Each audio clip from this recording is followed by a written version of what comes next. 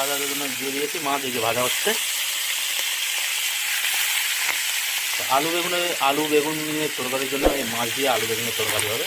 তো মাছটা এদিকে ভেজে নিচ্ছি, আর এদিকে আলু বেগুন কাটা হয়ে গেছে টমেটো দিয়ে মাছের, আর বেগুন আলু টমেটো দিয়ে এই মাছের ঝোল হবে। তো মাছগুলো ভেজে নেওয়া হচ্ছে এখানে। আশা করি ভিডিওটা ভালো লাগবে, তো ভিডিওটার সঙ্গে থাকবেন আপনারা। এদিকে মাছটা ভাজা হয়ে গেছে,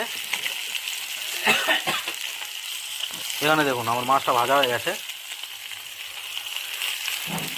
মাছটা কড়াই থেকে বের করে নেব।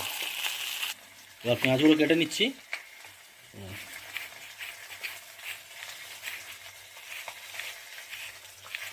তোমার পেঁয়াজগুলো কেটে নিতে হবে।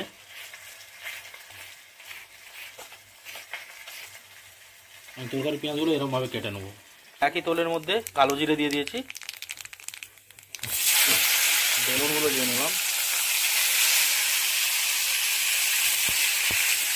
আর আলুগুলো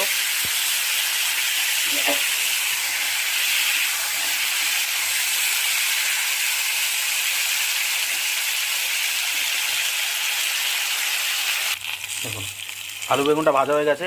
দিয়ে নিলাম আদা রসুনের পেস্ট, লবণ, হলদি গুঁড়ো,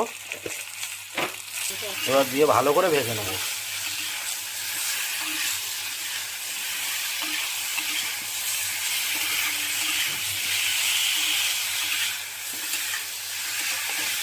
ভালো করে মশলাগুলো এরকম ভেজে নিতে হবে।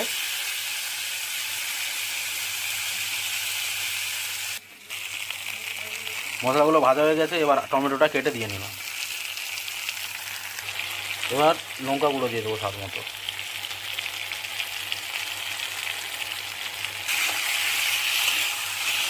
লঙ্কা গুঁড়োটাকেও ভালো করে ভেজে নিতে হবে এরকম করে। 1 চামচ জিরে বাটা দিয়ে দেবো। জিরে গুঁড়ো আর লঙ্কা গুঁড়োটাকে দিয়ে ভালো করে এবার ভালো করে ভেজে নেব।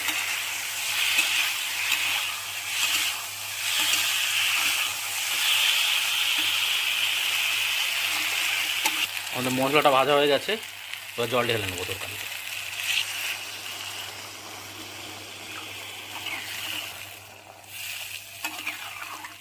এদিকে তরকারিটা ফুটে উঠেছে, তো কাঁচা লঙ্কা চিড়ে দিয়ে দিয়েছি ওর মধ্যেই। আর এবারে মাছটা দিয়ে নেবো, ভেজে রাখা মাছটা দিয়ে নিয়েছি।